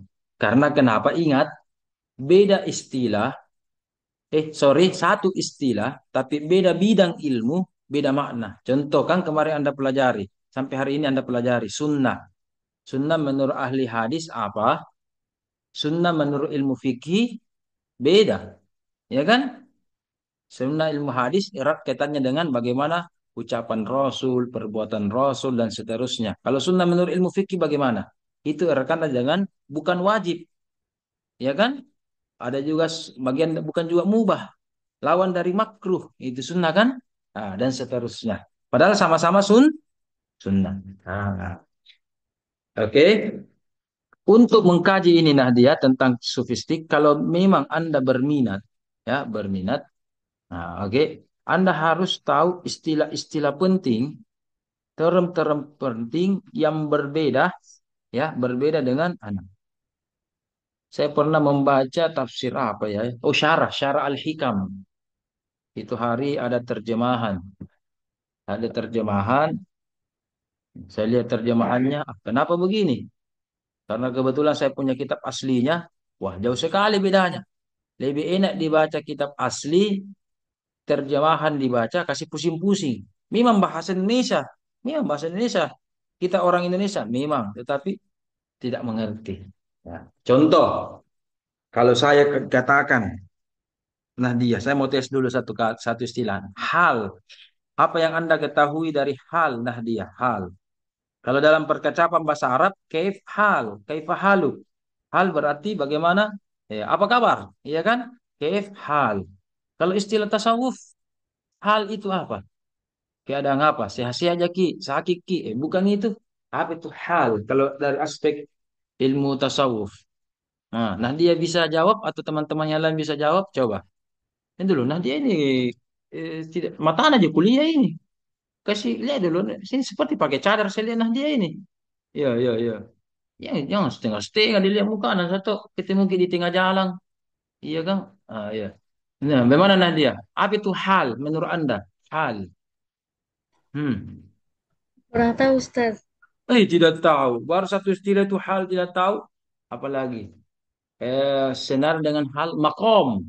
Makom. Apa itu makom? Bukan makom Ibrahim musalla, lain lagi. Makam. Bisa juga makam kuburan. Makom Ibrahim, ya lain tongi. Kalau makom dalam ilmu tasawuf, dalam nanti dibaca nanti di kitabnya Jelani, di kitab-kitab anunya ada hal, ada makom. Apa itu yang dimaksud makom? Tidak tahu juga. Ke, bukan Apa? Apa? kedudukan, Apa? Apa? kedudukan. Kedudukan apa maksudnya? Oh, kedudukannya orang kaya, orang miskin, Tingkatan, rektor, rektor, bukan, Ustaz. presiden, tingkatan apa? Oh, wali, wali songo, wali pitu, wali apa, wali kota, begitu. Bukan, Ustaz. Apa, Deng? Kedudukan apa maksudnya? Eh, Makom. ibadah, Ustaz. Maksudnya kedudukan ibadah. Didudukan itu ibadah. Memangnya bisa berdiri. Bukan, bukan, Ustaz. Ibadah. Bisa duduk. Kurang tahu, Kak, Ustaz. Setahu Ah, kedudukan, Ustaz.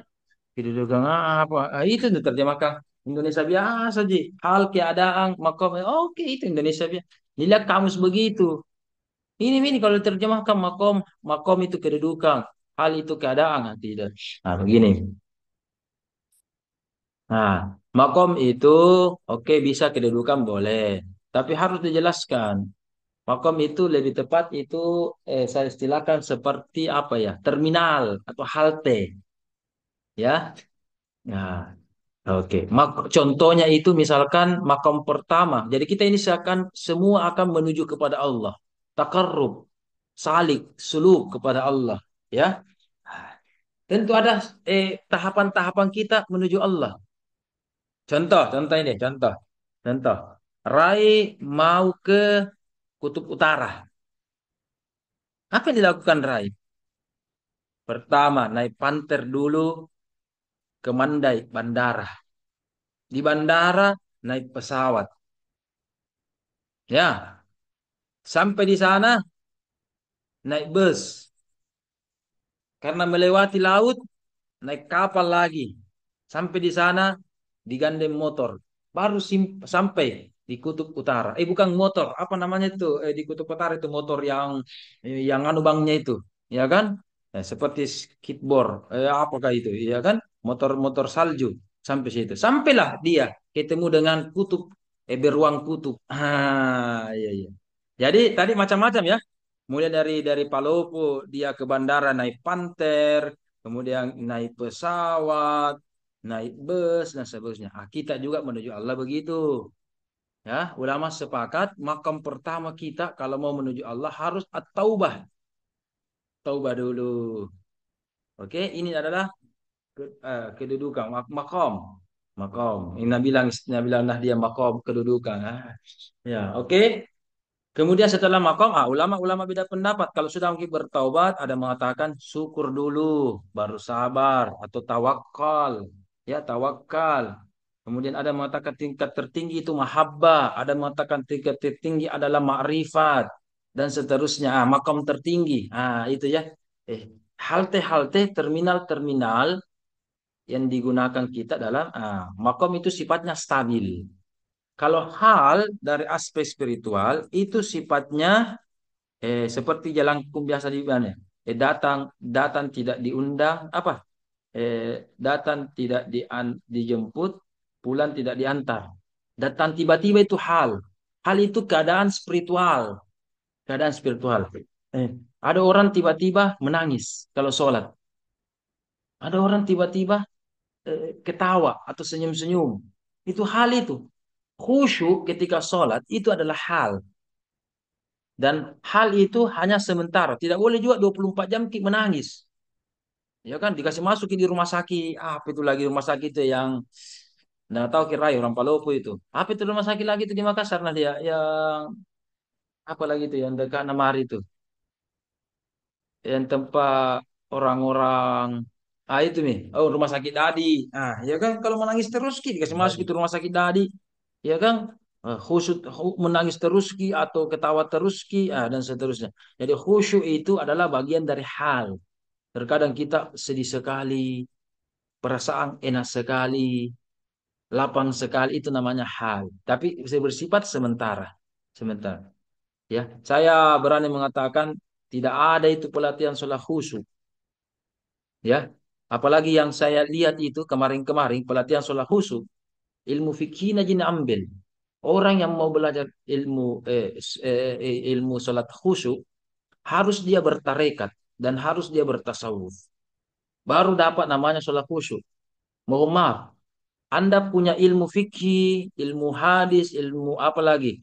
Ilmu ilmu ilmu filsafat, ilmu bahasa, itu semua ilmu tidak ada yang pelajari tentang khusyuk, tidak ada kecuali satu, ilmu tasawuf. Jadi kalau Anda mau belajar khusyuk, itu ada ilmunya di ilmu tasawuf. Kenapa? Ingat, ilmu fikih itu berbicara tentang bagaimana yang nampak.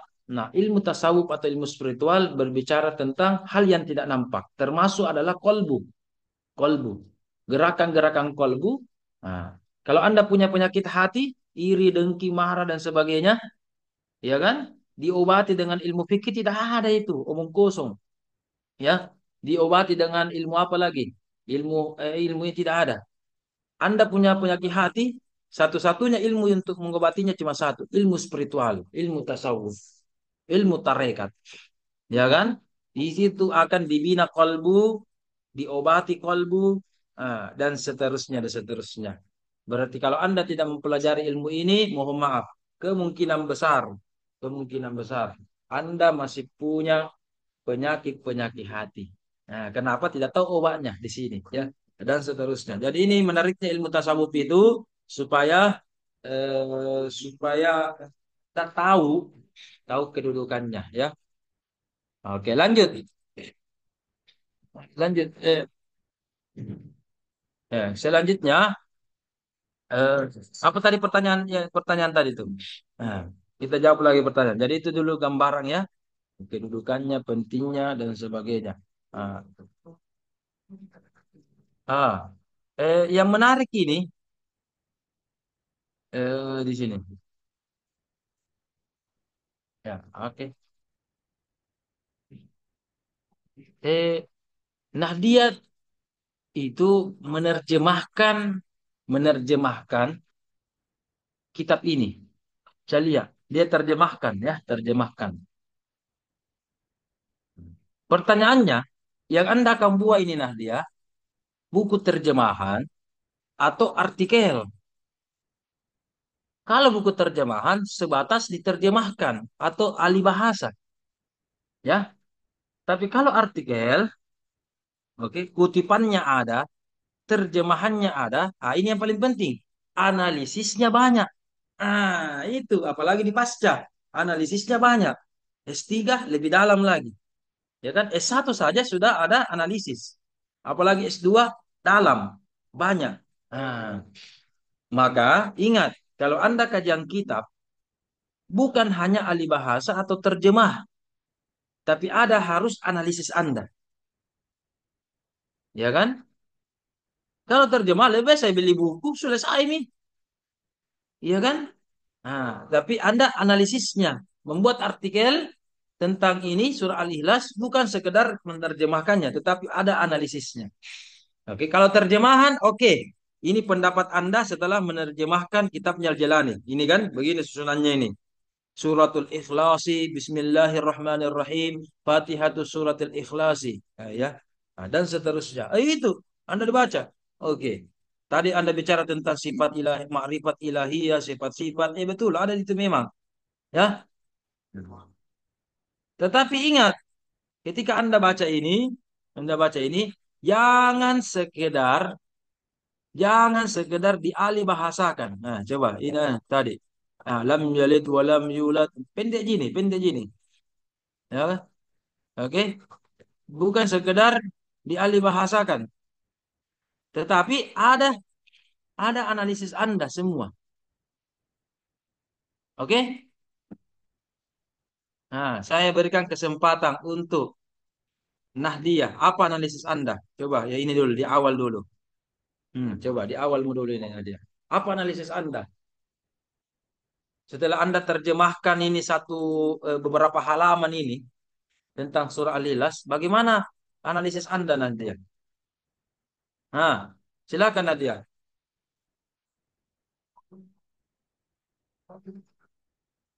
Bagaimana analisis Anda? Saya berikan kesempatan untuk menambah sedikit nilai Anda karena tidak ada nilai analisis tak dalam membuat makalah. Dikutip-kutip di semua. Ya, Nadia, silakan jawab. Bisa atau tidak? Kalau bisa, silakan. Kalau tidak, ya apa boleh buat? Saya jelaskan. Bagaimana nah dia? Oh dia, mana dia ini? Iya, Ustaz. Ada tidak analisisnya? Kalau ada, silakan. Kalau tidak, untuk mengendak mengulur waktu, saya jelaskan. Hmm.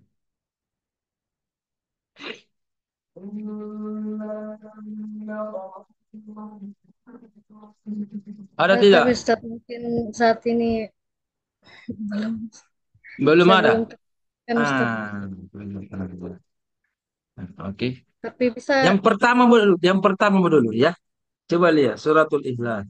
Jadi nanti juga sekedar nanti Anda juga mempelajari metodenya. Jadi kalau beliau ini kitabnya cara satu pengolahan adalah ingat suratul Ikhlas.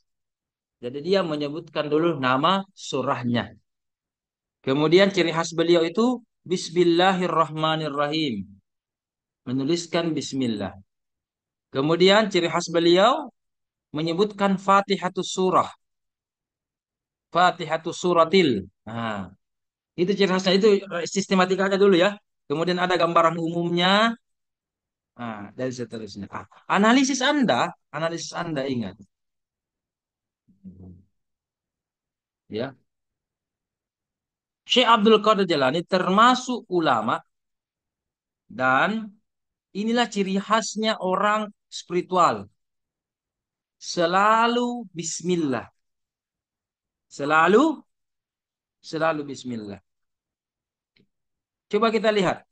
Kalau Anda lihat 114 surah, ya, kecuali surah At-Taubah berarti 113, yang diawali dengan bismillah, termasuk Al-Fatihah, ya, bahkan surah An-Naml itu 2 kali bismillah, maka Anda lihat nanti, ya, 114 kali bismillahnya penafsirannya beda. Ini saja dibahas tentang bismillah, bisa satu tesis.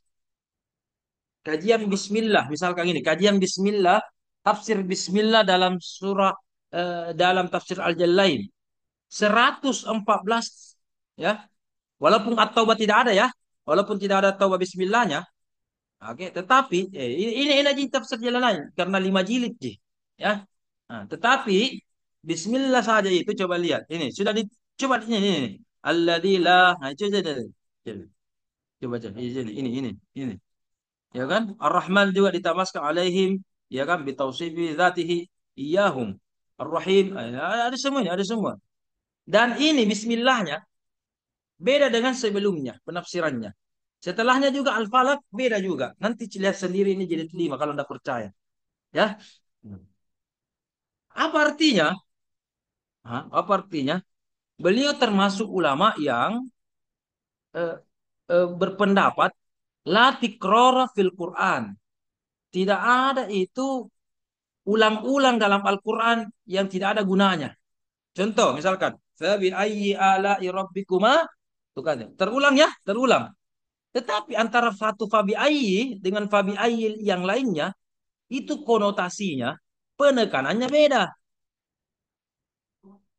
Penekanannya beda. Contoh. Ada keluarga saya, misalkan, ya, yang baru saya jumpai setelah 10 tahun. Kemudian saya berkata, dari mana saja, Ki? Satu. Ingat, Ki, perkataan saya tulis ini di kolom chat. Dari mana saja, Ki? Dari mana, Ki? Dari mana, Ki? Dari mana, Ki? Oke, dari mana, Ki? Satu. Orang kedua, ada entah siapa, tapi orang yang tidak saya kenal. Saya lagi bilang, perkataan yang sama. Dari mana, Ki? Tadi keluarga, ya, yang sudah 10 tahun saya tidak ketemu, dari mana, Ki? Orang tidak saya kenal. Dari mana, Ki? Ya, apakah dari panti asuhan minta-minta ataukah dari mana siang? Dari tahu kan? Ada juga misalkan apa ya? Saya janjian dengan seorang mahasiswa misalkan, bilang datangnya. Saya janjian jam 9, tetapi dia datang misalkan jam 2 siang. Nah, saya lagi bilang, dari mana, Ki?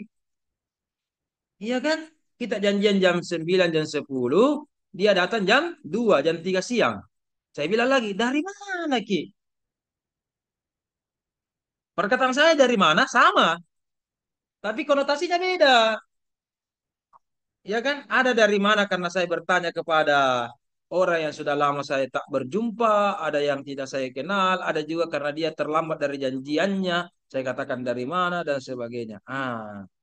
Walaupun sama-sama dari mana, Ki, apakah sama perkataan itu?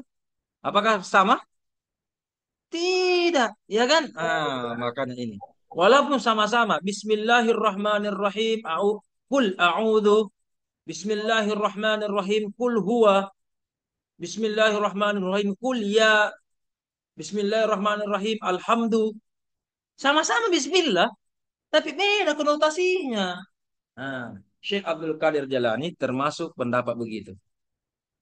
Kalau rata-rata tafsir yang lain, dia tafsirkan dulu. Bismillah itu, dia tafsirkan dulu. Bismillah itu selama 2 halaman, bahkan ada yang Bismillah saja itu hampir 10 halaman bahas. Padahal itu Bismillah cuma 19 huruf, tapi dia bahas 10 halaman atau 20 halaman.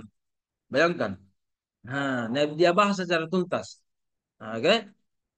Tetapi ketika masuk Al-Baqarah ada bismillahnya, tidak ada bahas bismillah.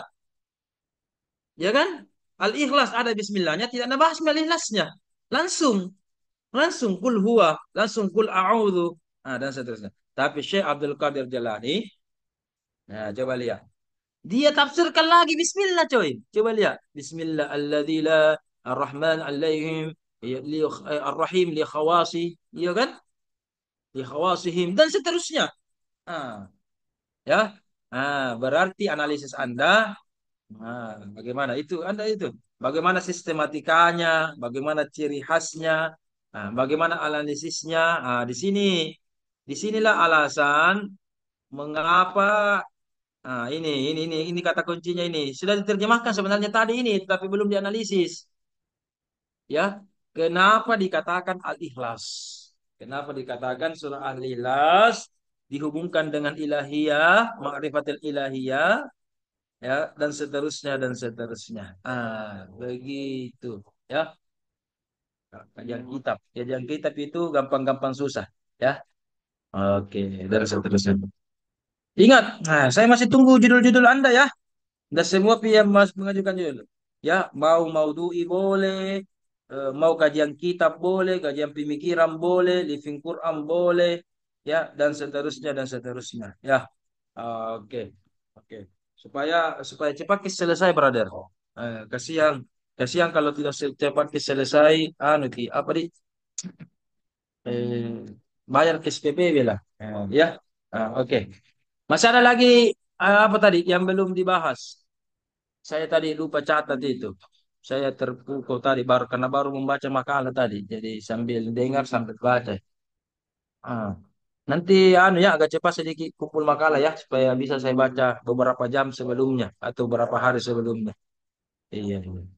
Karena kita juga mau menilai. Misal mau menginput nilai, nilai makalah dan sebagainya. Masih ada lagi mungkin tadi apa hal yang belum dibahas tadi?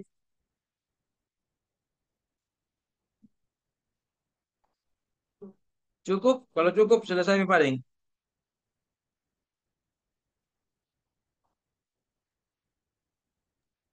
Sudah terjawab nih Ustaz tadi semua pertanyaan. Jawab nih. Alhamdulillah Rabbil alamin. Cuma ingat kalau nuansa tasawuf itu ada namanya tafsir isyari. Kalau tafsir isyari, oke, atau sufistik, oke, ada mengatakan itu corak. Satu. Tapi ada juga teori yang mengatakan bukan hanya sebagai corak itu, kalau sufistik coraknya. Tapi kalau isyarinya itu temannya bil maksul, bil ro'yi, dan bil isyari. Temannya itu semua. Ya, kemarin kita sudah sampaikan. Oke, apakah masuk metode? Ada juga ulama yang mengatakan masuk pendekatan.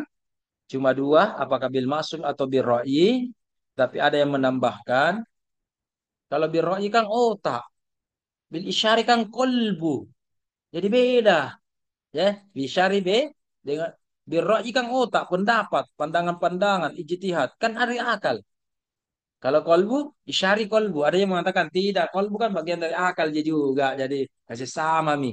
Ada begitu. Makanya dibagi dua sih. Wahyu dengan non wahyu. Ya, riwayat dengan pendapat. Itu saja. Tapi tidak. Ijtihad manusia itu terbagi dua. Berdasarkan akalnya atau berdasarkan kolbunya. Berdasarkan kolbunya. Eh, saya harus jelaskan dulu sedikit. Nanti kita belajar fikih dan seterusnya. Eh, Memang itu kalau misalkan Ustaz Mursaling imam ini ya dan semua kita sholat ya paling simpel itu sholat ya ada 4 gerakan yang ikut sholat. Catat baik-baik. Tidak ada di Google ini, tidak di Google. Yang pertama namanya gerak lidah. Jadi lidah ini yang sholat. Makanya kan ada Allahu Akbar, ya kan? Ada Al-Fatihah, ada doa tahiyat, ada bacaan tahiyat. Kan lidah. Jadi yang bergerak, yang beribadah, yang sholat apa lidah. Makanya ada nama tajwid. fasahah, hafalan, dan seterusnya. Satu. Selain gerak lidah, yang sholat juga kepada Allah, ada namanya gerak tubuh. Makanya angkat tangan orang, ruku, duduk, iktidal, sujud, ya kan? Salam, balik kanan, balik kiri, ya kan? Itu kan gerak tubuh. Maka yang kedua sholat kepada Allah adalah tubuh. Yang pertama tadi lisan yang sholat dengan gerakan ibadahnya, dengan bentuk ucapan-ucapan zikir bacaan kepada Allah. Kemudian tubuh juga sholat dalam bentuk apa? Gerakan-gerakan penghambaan kepada Allah, ruku, sujud, iktidal, ya, dan seterusnya. Nah, gerak dua ini dipelajari di fikih. Dipelajari di fikih. Karena fikih itu berbicara tentang mundhabit. Nah, apa itu mundhabit? Bahasa anunya itu mundhabit apa ya, dari kata dobtu. Empiris, mudah diukur, bisa diukur. Lidah berucap bisa didengar. Orang bertakbir, orang ruku bisa dinilai, bisa dilihat. Maka bisa diukur. Baik di telinga, didengar, diucap, bisa diukur. Ada ukuran. Maka gerak lisan dan gerak tubuh ini bisa diukur. Dan ini merupakan pembahasan ilmu fikih. Ya, pembahasan ilmu fikih. Kalau ucapan lidah Anda atau gerakan tubuh Anda benar, berkualitas, itulah dalam ilmu fikih dikatakan sah. Tapi sebelum saya lanjut dulu, bagaimana suara saya? Apakah kedengaran atau tidak? Ataukah samar-samar atau terganggu dengan Ustaz. suara mic? Hah? Kedengaran Ustaz. Bagus Kedengaran. nih. Alhamdulillah. Kalau berkualitas dua gerakan ini namanya sah dalam ilmu fikih. Kalau tidak berkualitas namanya batal. Anda takbir, mengangkat tangan. Subhanallah. Kan sama-sama di Allah, tapi salah. Yang benar adalah Allahu Akbar. Anda balik-balik. Akbar Allah. Tidak, enggak. Ya kan? Atau bukan Allahu. Anda baca Allahi, Allahi Akbar. Tidak boleh juga. Ya kan? Maka kalau benar sah, kalau salah batal. Dan ini bisa dinilai oleh seseorang. Sholatmu tadi batal. Nggak baca Al-Fatihah. Sholatmu tadi tidak batal. Sujudmu salah. Ya kan? Nah. Oke, kalau tengah-tengah antara sah dengan batal, ilmu fikihnya namanya makruh. Nah, terutama yang laki-laki ini perlu diperhatikan. Kita biasa imam kalau sholat, perempuan juga harus diperhatikan. Anda nanti akan mendidik anak-anak, calon-calon ulama, calon-calon ustaz dari rahim Anda ajari ini. Ya, oke. Yang kedua, yang ketiga, ketika kita sholat ada namanya gerak akal.